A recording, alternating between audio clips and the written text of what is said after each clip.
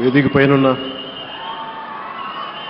గౌరవ ముఖ్యమంత్రి శ్రీ నారా చంద్రబాబు నాయుడు గారికి, బోఫర్స్ కుంభకోణాన్ని బయటికి తీసుకొచ్చిన హిందూ మేనేజింగ్ డైరెక్టర్, ఒకప్పుడు ఎడిటర్గా పనిచేసిన శ్రీ ఎన్ రామ్ గారికి, రాజస్థాన్ పత్రిక చీఫ్ ఎడిటర్ ఓనర్ అయిన శ్రీ గులాబ్ కొఠారి గారికి, చిత్ర పరిశ్రమ అతిరథ మహారథులందరికీ, శ్రీ రామోజీరావు గారి కుటుంబ సభ్యులు, వారి అబ్బాయి శ్రీ సుమన్ గారికి, శ్రీమతి శైలజా కిరణ్ గారికి, శ్రీమతి విజయేశ్వరి గారికి, రామోజీరావు గారి మనవలకి మనమనాలకి ప్రత్యేకించిన హృదయపూర్వక నమస్కారాలు. ముఖ్యంగా ఆయనతో పాటు వెన్నంటే ఉన్న ఆయన ఈనాడు పత్రికా కుటుంబానికి, జర్నలిస్ట్ కుటుంబానికి, వారందరికీ కూడా నా ప్రత్యేక హృదయపూర్వక నమస్కారం. రామోజీరావు గారి గురించి అందరూ చెప్పిన దానికంటే కూడా నాకు నా పర్స్పెక్టివ్లో, నా అనుభవంలో నేను చూసిన రామోజీరావు గారిని మీ కొద్ది సంఘటనలు పంచుకుంటాం. రామోజీరావు గారు నాకు సినిమాలు ఉన్నా కానీ నాకు పరిచయం లేదు. ముందు ఆయన స్టూడియోస్లో చేసినా కానీ ఫస్ట్ టైం పాలిటిక్స్కి ఎంటర్ అయిన తర్వాత 2008లో ఆ సమయంలో ఆయన్ని కలవటం జరిగింది. ఆయన మాట్లాడిన విధానం చాలా నిక్కచ్చిగా, ప్రజల పక్షపాతాన్ని. ఆయన మాట్లాడుతున్నంతసేపు నాకు మైండ్లో ఒకటే అనిపించింది, మనసులో జర్నలిస్టిక్ వాల్యూస్ని కాపాడటానికే ఆయన ఉన్నారు. ప్రజాక్షేమం, ప్రజా సంక్షేమం, ఈ పర్స్పెక్టివ్లోనే, ఈ కోణంలోనే ఆ చర్చ జరిగింది. నన్ను ఒకే ఒకసారి ఆయన 2019లో ఒక లంచ్కి ఆహ్వానించారు వారి కుటుంబ సభ్యులతోటి. ఆ రోజు ఆయన మాట్లాడింది దేశ పరిస్థితులు, ముఖ్యంగా పత్రికా స్వేచ్ఛ గురించి, పత్రికా రంగం ఎంత కీలకమైంది. ఆయన ఎప్పుడూ కాంప్రమైజ్ అవ్వలేదు. ఒక విషయం చెప్పాలి అంటే అది తనకి తెలిసిన వారు అవ్వచ్చు, తన సన్నిహితులు అవ్వచ్చు, స్నేహితులు అవ్వచ్చు, కుటుంబ సభ్యులు అవ్వచ్చు, జనం కోసం వచ్చేటప్పటికి నిష్పక్షపాతంగా, చాలా నిర్దాక్షిణ్యంగా ఉంటుంది ఆయన ఆలోచన పరిధి. అదే ఆయన ఈనాడు పేపర్లో రిఫ్లెక్ట్ అవుతుంది. నేను చాలాసార్లు అనుకునేవాడిని, ఒక వ్యక్తికి ఇంత, ఆయన ఆ రోజు లంచ్ తర్వాత కూర్చున్నప్పుడు ఆయన మాట్లాడుతుంటే ఆయన వేదనని నేను చూశాను. ఆయన నలిగిపోతున్నారు.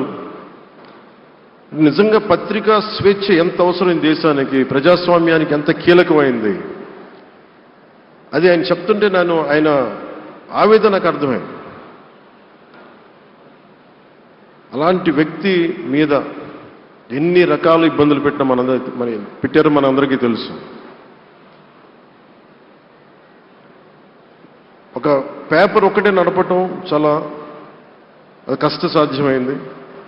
కానీ దాంతోపాటు ఆయనకి నష్టపోవడానికి, జనరల్గా అలాంటి విలువలు, కమిట్మెంట్ ఉన్నవాళ్ళు మిగతా వ్యాపారాలు అంటే ఆయన్ని అన్ని రకాలుగా దాడులు చేయడానికి చాలా తేలిక. అలాంటి దాడుల్ని తట్టుకుంటూ యాజ్ ఎ జర్నలిస్ట్ ఆయన అన్కాంప్రమైజింగ్ యాటిట్యూడ్, అన్కాంప్రమైజింగ్ వాలర్, అవన్నీ ఆయన్ని నాకు చూస్తే చాలా చాలా ఆనందం వేసింది. ఆయన ఒకటే చెప్పారు నాకు, your upcoming political leader, I wish you all the best. నీ జీవితంలో నువ్వు కాంప్రమైజ్ అవ్వకు, what ever you believe in, నువ్వు ఏదైతే నమ్ముతావో దాన్ని త్రికరణ శుద్ధిగా చేయని చెప్పి ఆయన చెప్పింది నేను ఈ రోజుకి మర్చిపోలేను. అలాంటి మహానుభావుడు సంస్మరణ సభకి నేను ఈరోజు ఇక్కడికి రావటం, ఆంధ్రప్రదేశ్ ప్రభుత్వం భాగంగా నాకు నిజంగా చాలా ఆనందంగా ఉంది.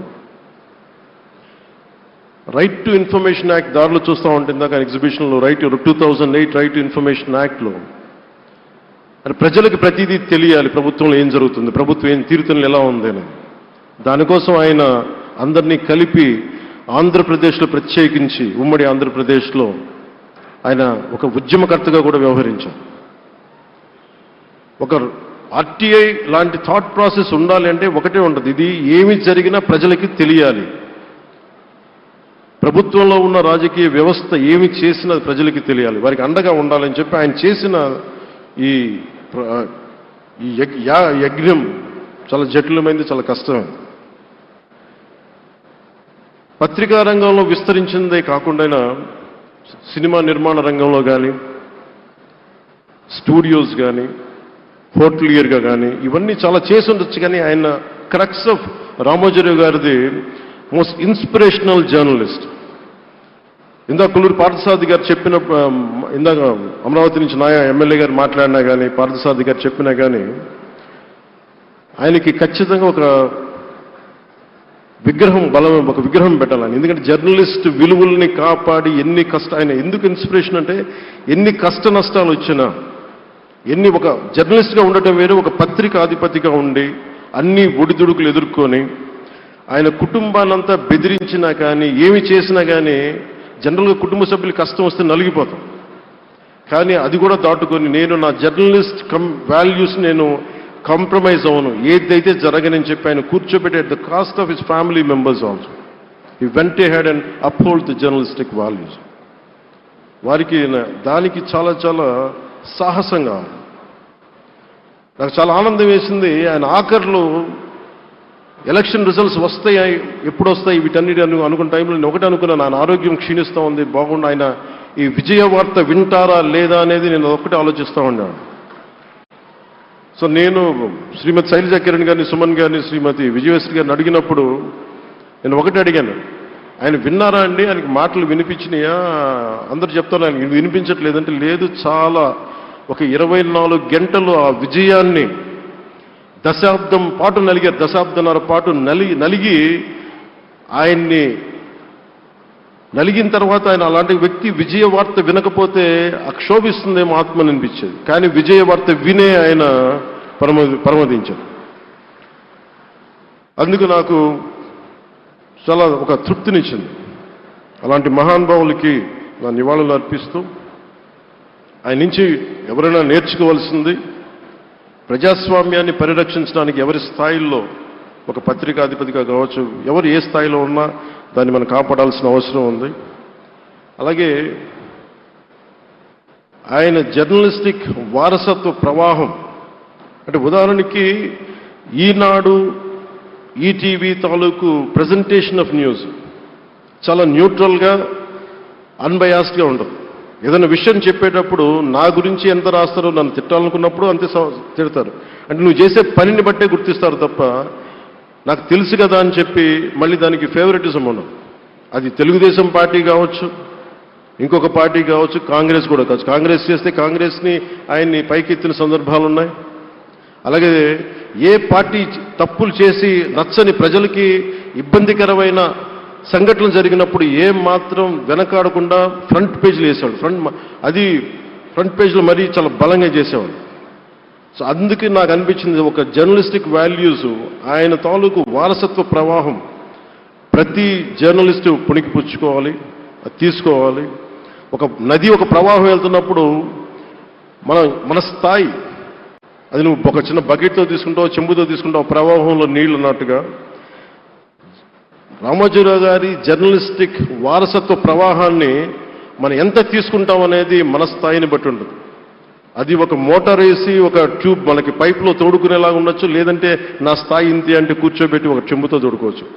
అలాంటి అపరిమితమైన ప్రవాహం, ఆగని ప్రవాహం, ఉధృతమైన రామోజీరావు గారి జర్నలిస్ట్ వారసత్వ ప్రవాహం ఈ రాష్ట్ర ప్రజలందరూ కూడా, తెలుగు ప్రజలందరూ కూడా దాని నుంచి మనకి ఒక స్ఫూర్తిని తీసుకోవాలని మనస్ఫూర్తిగా కోరుకుంటూ, నాకు అవకాశాన్ని ఇచ్చిన నా సహచర మంత్రివర్యులందరికీ, ఇక్కడికి వచ్చిన ప్రత్యేక ఆహ్వానితులుగా వచ్చిన జర్నలిస్ట్ పెద్దలందరికీ, పత్రికా ప్రతినిధులందరికీ, ఇక్కడికి వచ్చిన అతిథులందరికీ, విశిష్ట అతిథులందరికీ ప్రత్యేకమైన ధన్యవాదాలు తెలియజేసుకుంటూ, కృతజ్ఞతలు తెలియజేసుకుంటూ సెలవు తీసుకున్నాను. జై హింద్.